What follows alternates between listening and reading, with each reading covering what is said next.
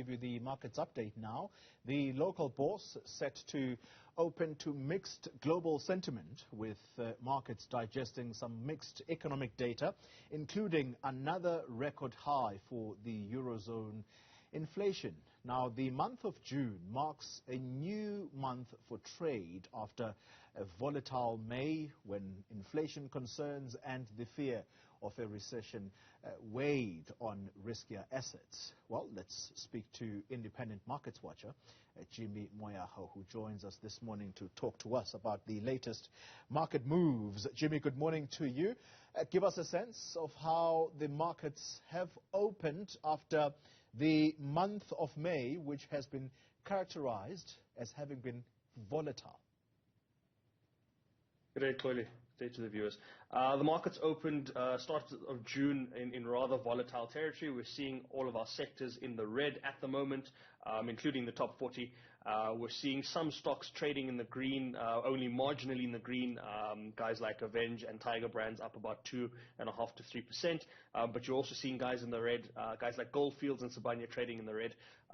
As we said earlier, the sense around the markets at the moment is a bit of caution. We are seeing some risk on appetite towards emerging markets in the short term at the moment, just off the back of those high inflation prints in the eurozone, as well as the high inflation print in the US.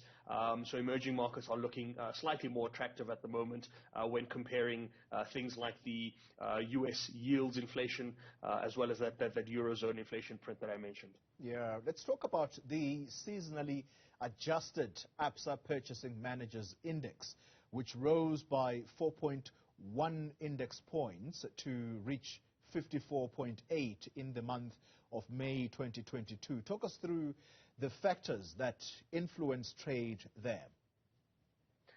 Well, that was a nice recovery to see for the May print, and that's just largely off the back of the April print. If you remember, the April print was down some 10 points. We saw that January, February, and March were steadily increasing, with March peaking above 60 points, and April, with the impact of the floods as well in KZN, was a small factor there as well, just because of the production element of the province of KZN.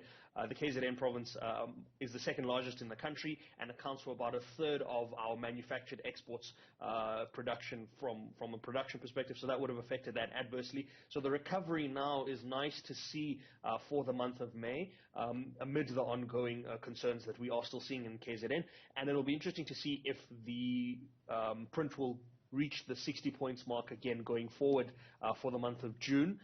But as I said, it was a nice recovery to see from what we had been seeing from January, February, and March, and that slight dip in April.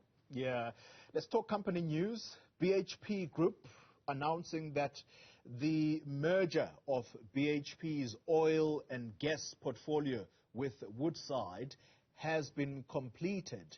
What does this mean, or should I say, what does this merger mean for BHP's service offering? Well, essentially, it's allowing BHP to diversify a bit of its business. So its petroleum assets are going to be listed under Woodside, which basically therefore means that they will not be linked to the BHP share price, but rather be represented within the Woodside share price on the ASX. It does make Woodside the largest energy company listed on the ASX now as a result of this merger, and it does mean that the conglomerate between BP and Woodside, the new business is now and a bigger player within the energy space globally. It makes them one of the top 10 global independent energy producers. So from BHP's side, it is a strategic benefit to then have their assets being managed and placed under the Woodside banner from their share price perspective, but also for Woodside. I think Woodside gains a lot from this. They're gaining from a cash flow perspective. They're gaining from a sizable increase in assets that they will now be managing and being in control of.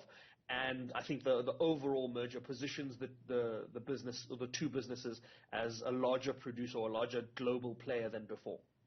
Let's conclude the conversation with Standard Bank, which says 49 of its employees are possibly going to be fired after they were implicated in using their own funds to open illegitimate bank accounts.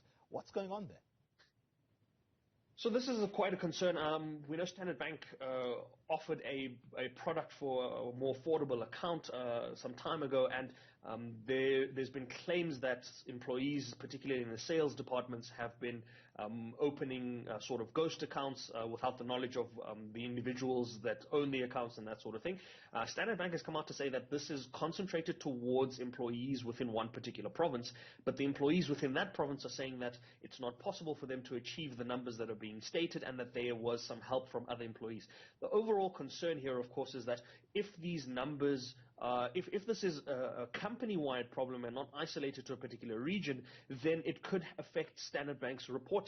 The previous numbers that they reported on from a growth perspective within new accounts, all of those numbers are now under scrutiny, and whether or not the accuracy of those numbers can be verified is something that needs to be looked at, because we're looking at, initially Standard Bank said there was a claim against 67 employees before this revised number to 49, but they did outline that it affected some 20,000 accounts. Now, if you do the 20,000 accounts, I believe it was a 10 Rand account at the time, it was about 200,000 Rands that employees would have used to fund new accounts. And the employees are saying that there were a lot more employees involved at a group company level than just one isolated province. Sure. What a story. Jimmy Moyaha, let's leave it there. Thank you very much for this markets update.